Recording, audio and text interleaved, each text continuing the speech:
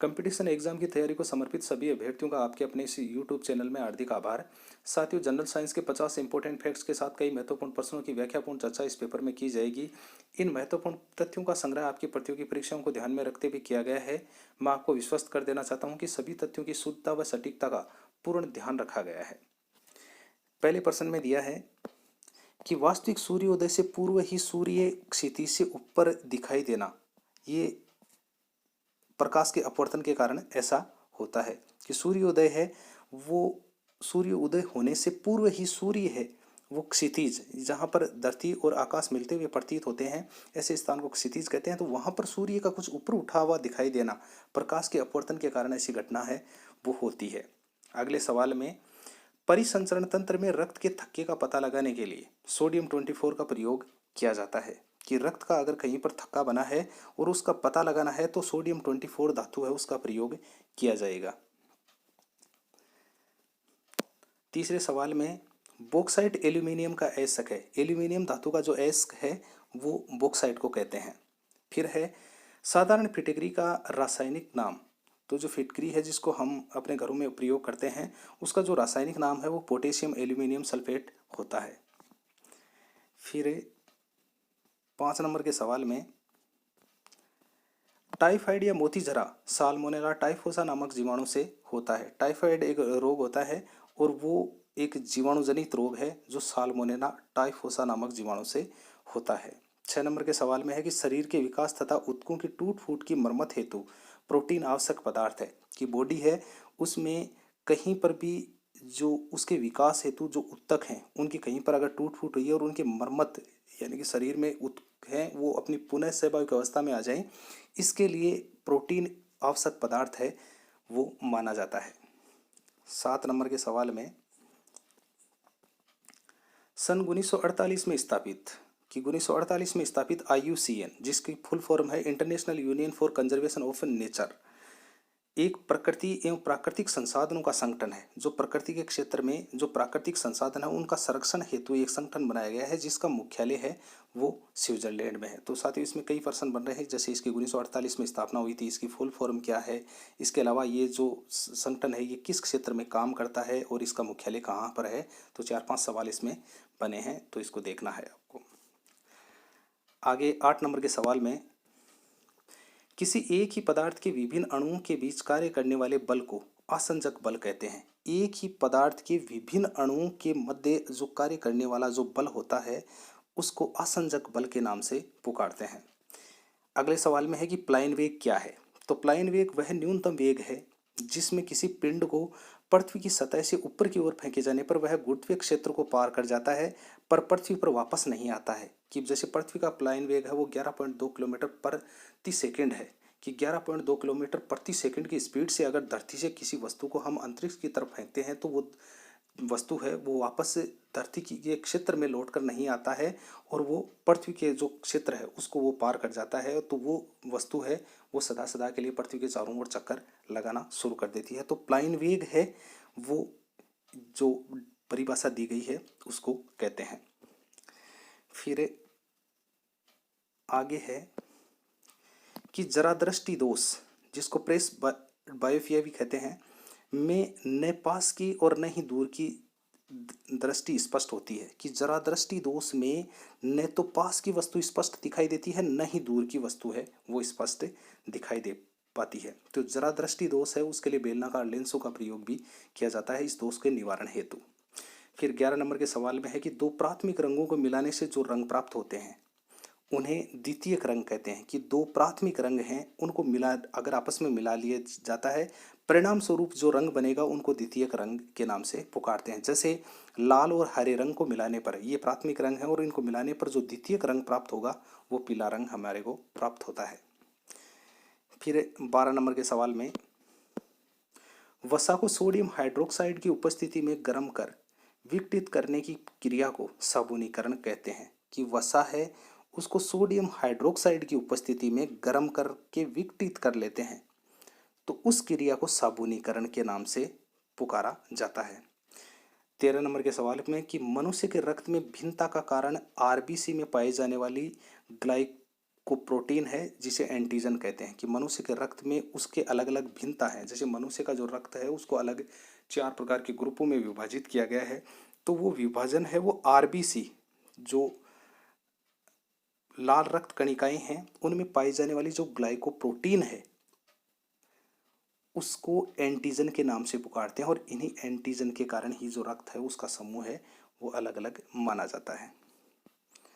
फिर 14 नंबर के सवाल में, हृदय से रक्त और शरीर के विभिन्न भागों में ले जाने वाली वाहिनियों को धमनियां कहते हैं, कि हृदय से जो रक्त है उसको शरीर के विभिन्न हिस्सों में ले जाने वाली जो वाहिनियां होती हैं उनको धमनियां कहते हैं, और धमनियां ही वो हैं जो शरीर में जिनमें शुद्ध रक्त है वो बहता है, जबकि शिराएं हैं उनमें अशुद्ध रक्त है वो बहता है। 15 नंबर के सवाल में है कि विस्फोटक पदार्थ आरडीएक्स का पूरा नाम, तो आरडीएक्स का जो पूरा नाम है वो रिसर्च डेवलप एक्सप्लोसिव है। ये एक विस्फोटक पदार्थ है जो विस्फोट करने के काम में आता है। फिर 16 नंबर के सवाल में, द्रव्य का वह गुण जिसके कारण वह अपनी विभिन्न परतों के बीच अपेक्षित गति का विरोध करता है, तो उसको श्यानता कहते हैं, विस्कोसिटी के नाम से पुकारा जाता है। कि द्रव्य का वह गुण जिसके कारण वह अपनी विभिन्न परतों के बीच अपेक्षित गति का विरोध करता है, तो उसको श्यानता के नाम से पुकारा जाता है।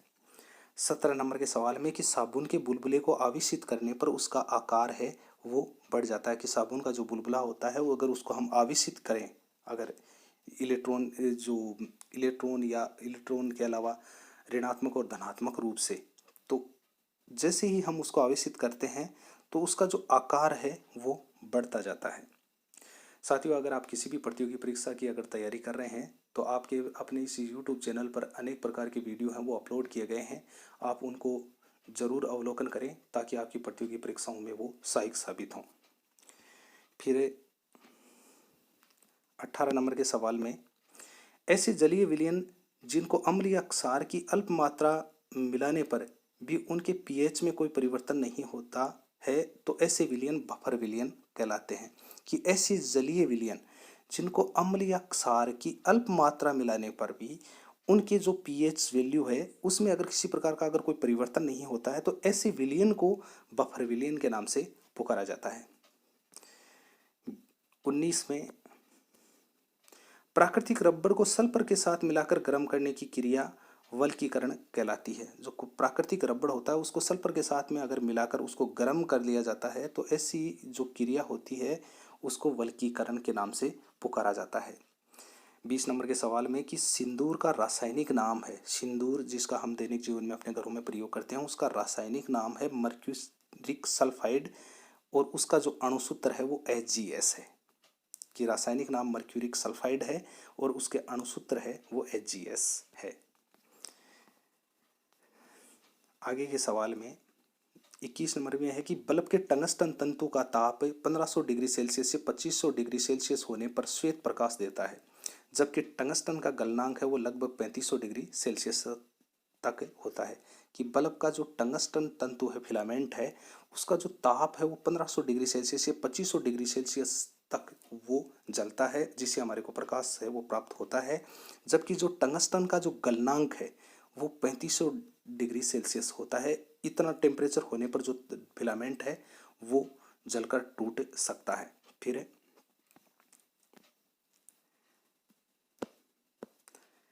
22 में है कि पानी की स्थायी कठोरता को दूर करने के लिए पोटेशियम क्लोराइड का प्रयोग करते हैं। कि पानी है उसकी स्थायी कठोरता है उसको दूर करने के लिए जिस धातु का प्रयोग करते हैं उसको पोटेशियम क्लोराइड का नाम दिया जाता है। ये पदार्थ मिला दिया जाता है जिसके कारण पानी की स्थायी कठोरता है वो दूर हो जाती है।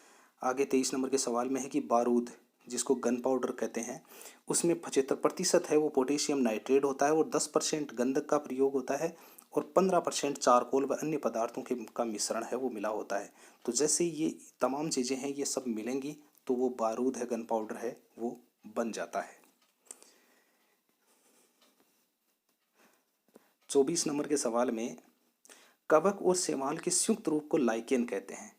कि कई बार प्रतियोगी परीक्षाओं में ये प्रश्न आया है कि जो लाइकेन क्या है, तो लाइकेन है वो कवक और शैवाल के संयुक्त रूप को है वो कहा जाता है। इसी प्रकार से 25 में है कि किसी बंद कमरे में इत्र की शीशी को खोलने पर समस्त कमरे में सुगंध का कारण है वो विसरण के कारण ऐसा होता है, यानी कि जो डिफ्यूजन है वो हो जाता है, जिससे जो समस्त कमरा है उसमें इत्र की जो सुगंध है वो फैल जाती है। तो ये प्रश्न भी बनता है कि जैसे इत्र की शीशी है उसको बंद कमरे के अंदर खोला जाता है तो समस्त कमरे के अंदर सुगंध है वो क्यों हो जाती है, उसके पीछे क्या कारण है? तो उसका कारण विसरण के कारण, डिफ्यूजन के कारण ऐसा होता है। फिर 26 नंबर के सवाल में, किसी पौधे में कोशिकाओं का विभाजन साइटोकाइनिन हार्मोन के कारण ऐसा होता है कि कोई भी पौधा है उसमें अगर कोशिकाओं का विभाजन है, वो उसमें पादप में पाए जाने वाला हार्मोन होता है साइटोकाइनिन, उस हार्मोन के कारण ऐसा होता है कि तमाम कोशिकाएं हैं उनका विभाजन हो जाता है। 27 नंबर के सवाल में, सन 1966 में IUCN ने, जो इंटरनेशनल संस्था है प्रकृति एवं प्राकृतिक संसाधनों का संरक्षण रखने वाली संस्था है, जिसके बारे में पहले आया था, ने एक रेड डेटा बुक पुस्तक है निकाली जिसमें लुप्त जातियों की सूची जारी की गई है कि धरती की जितनी भी जो लुप्त संकटग्रस्त प्रजातियां हैं या जो प्राणी हैं उनका रिकॉर्ड इस रेड डेटा बुक पुस्तक में रखा जाता है। उसके बाद में 28 में, वह पदार्थ जो किसी दूसरे पदार्थ की ऑक्सीकरण संख्या को घटा देता है अपचायक कहलाता है। कि कई बार प्रश्न ये भी आता है कि अपचायक क्या है, तो वह पदार्थ जो किसी दूसरे पदार्थ की ऑक्सीकरण संख्या को घटा दे तो वो अपचायक कहलाता है।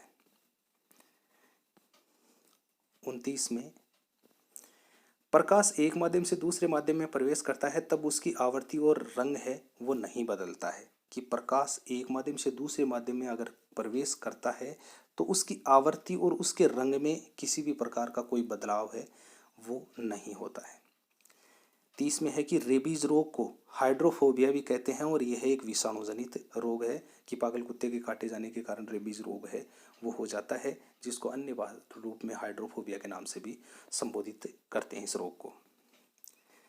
31 में, प्राकृतिक चयन द्वारा जातियों का विकास, origin of species by natural selection, ये एक पुस्तक का नाम है जिसका ऊपर हिंदी में नाम दिया गया है, नीचे इंग्लिश में नाम दिया गया है। इसके लेखक हैं वो चार्ल्स डार्विन है और चार्ल्स डार्विन ने प्रकृति का चयन और जातियों का विकास की प्रकृति में जितनी भी जो जीव जंतुओं की जातियां हैं उनका विकास कैसे कैसे हुआ है ऐसा इस पुस्तक में चार्ल्स डार्विन ने है वो स्पष्ट किया है।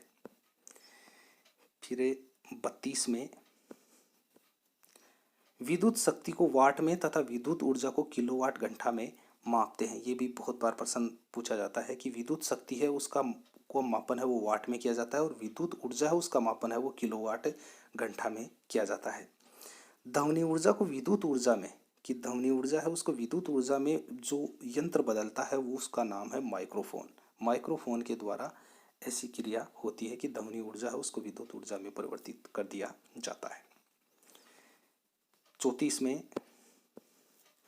क्लोरोफॉर्म को रंगीन बोतलों में इसलिए रखा जाता है क्योंकि क्लोरोफॉर्म प्रकाश की उपस्थिति में ऑक्सीकृत होकर एक विषैली गैस फास्जीन बनाता है। कि क्लोरोफॉर्म है उसको रंगीन बोतलों में इसलिए रखा जाता है कि प्रकाश की उपस्थिति में ऑक्सीकृत होकर वो विषैली गैस फास्जीन बना सकता है, जो मनुष्य के लिए या जितने भी जो प्राणी हैं उनके लिए घातक होती है। तो इसीलिए इसको रंगीन जो बंद बोतल होती हैं उनमें इसको रखा जाता है। बादल वायु की श्यानता और अपने कम घनत्व के कारण हवा में तैरते हैं। बादल हमारे को हवा में तैरते हुए दिखाई देने के पीछे कारण है उनकी श्यानता और अपने कम घनत्व के कारण वो ऐसा करते हैं। आगे 36 में है कि जब किसी वस्तु में विशेष अवस्था या स्थिति के कारण कार्य करने की क्षमता आ जाती है तो उसे स्थितिज ऊर्जा कहते हैं। जैसे घड़ी है उसके अंदर जैसे हम चाबी भरते हैं तो उसमें चाबी भरने के दौरान जो ऊर्जा उसमें संचित हुई है उसको स्थितिज ऊर्जा के नाम से पुकारते हैं। और ये इसकी परिभाषा दी हुई है कि किसी वस्तु में विशेष अवस्था या स्थिति के कारण कार्य करने की क्षमता आ जाती है तो उसे स्थितिज ऊर्जा के नाम से पुकारते हैं। आगे के सवाल में 37 में है कि पहाड़ों पर उगने वाले पौधों में वाष्पोत्सर्जन की दर अधिक होती है क्योंकि वहाँ वातावरणीय दाब है वो कम होता है। पहाड़ों पर उगने वाले जितने भी जो पादप हैं उनमें वाष्पोत्सर्जन की जो दर है वो बहुत ज़्यादा होती है, क्योंकि वहाँ पर वातावरणीय दाब है वो बहुत कम होता है। 38 में है कि एंटीबायोटिक उन जैविक पदार्थों का नाम है जो रोगाणु बैक्टीरिया को नष्ट करने की क्षमता रखते हैं। कि एंटीबायोटिक ये दवाइयाँ भी होती हैं जो कई बार रोगियों को दी जाती हैं, और विशेष तौर से रोगाणुओं को नष्ट करने की क्षमता ही इन एंटीबायोटिक दवाइयों में होती है, जिससे ही रोगी है वो ठीक रहता है। फिर 40 में शरीर में व्याप्त जीवाणु तथा उनके द्वारा फैलाए गए जहर को मारने के लिए शरीर एक स्वयं रस बनाता है जिसे एंटीबॉडी कहते हैं। कि शरीर में व्याप्त जीवाणु तथा उनके द्वारा फैलाए गए जो विषैला तत्व अगर बॉडी में जो बनाया जाता है उसको नष्ट करने के लिए शरीर एक स्वयं एक रस बनाता है जिसको एंटीबॉडी के नाम से पुकारा जाता है।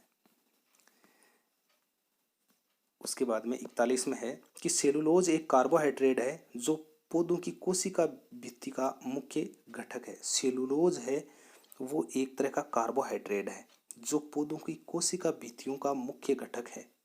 पादपों की जो कोशिका भित्तियां हैं उनमें ये पदार्थ है ये पाया जाता है।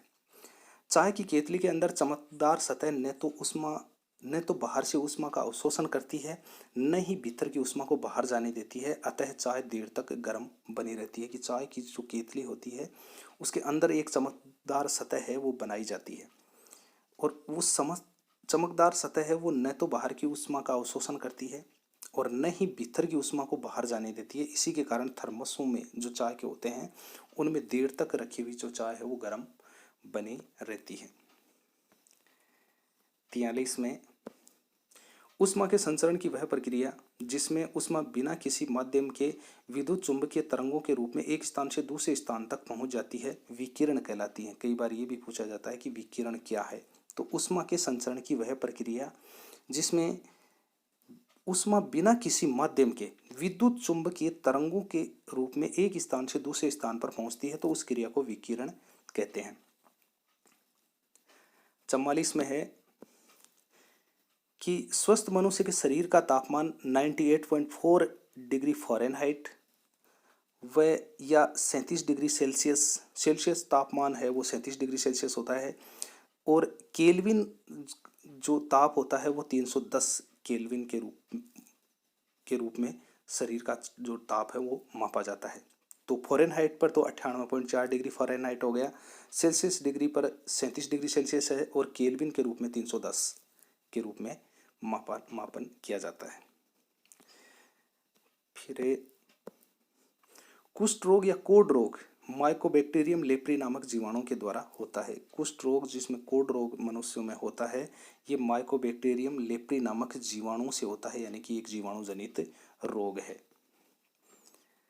46 में है कि भारत में DNA fingerprint central cellular and molecular biology CCMB जिसको संक्षेप में कहते हैं, ये जो संस्थान है ये भारत के हैदराबाद में है जो मनुष्य के डीएनए फिंगरप्रिंट है उसकी जांच करने हेतु एक तरह की प्रयोगशाला है। 47 में है कि प्रत्यास्थता जिसको इलेक्ट्रिसिटी भी के नाम से भी पुकारते हैं कि किसी वस्तु के पदार्थ का वह गुण जिसके कारण वह किसी बाह्य विरूपक बल को लगाने पर उत्पन्न परिवर्तन का विरोध करती है तथा विरूपक बल हटा लेने पर वस्तु को अपनी पूर्ण अवस्था में ले आती है। कि किसी पदार्थ का वह गुण जिसके कारण वह किसी बाह्य विरूपक बल लगाने पर उत्पन्न परिवर्तन का विरोध करती है। कि अगर किसी भी चीज़ का अगर हम बाह्य रूप से उस पदार्थ पर बल लगाकर उसकी शकल का परिवर्तन करना चाहें तो उसकी आकृति है वो उस लगाए गए बल का विरोध करेगी, तथा जैसे ही हम उस वस्तु से वो बल है वो हटा लेते हैं तो हटा लेने पर वस्तु अपनी पूर्ण अवस्था है उसको वापस वैसा का वैसा प्राप्त करने की कोशिश करती है। तो इस गुण को है वो प्रत्यास्थता इलेक्ट्रिसिटी के नाम से पुकारा जाता है। 48 में है कि जब श्वेत रक्त कणिकाओं की संख्या रक्त में आवश्यकता से अधिक हो जाती है तो उस स्थिति को ल्यूकीमिया कहते हैं। कि जब श्वेत रक्त कणिकाएं हैं जो WBC की संख्या है वो रक्त में आवश्यकता से अधिक अगर उनकी हो गई है तो एक स्थिति उत्पन्न होती है ल्यूकीमिया नाम की, जिसको एक रोग के नाम से भी पुकारते हैं। ये स्थिति उत्पन्न हो जाती है।